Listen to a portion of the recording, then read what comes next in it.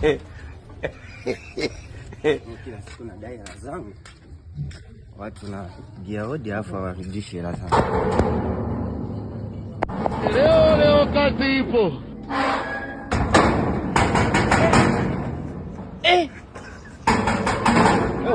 Aujourd'hui aussi c'est un autre jour.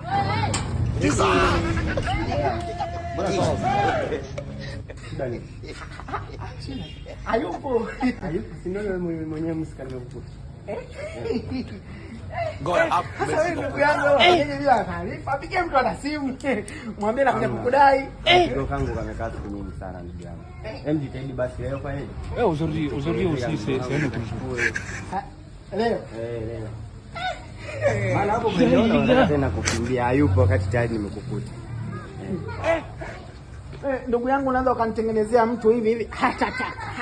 Yaani anasema ni mlipuko wa moyo. Aujourd'hui aussi c'est un autre jour. Unachofanya sio kizuri. Mimi mwenyewe nategemewa na familia inategemea.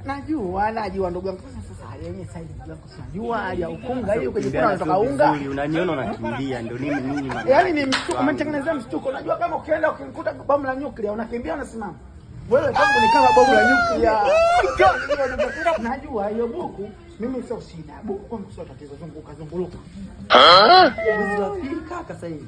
Jioni. Sasa nikwambia jioni. Sasa mbona unakimbia unajificha sasa hivi kila siku umenistukiza muha. Ungepiga simu basi. Ungepiga simu nakuja kukudai. Sasa kama wewe kunywa. Basi mimi nisamee. Nimekwambia zunguka jioni njoo.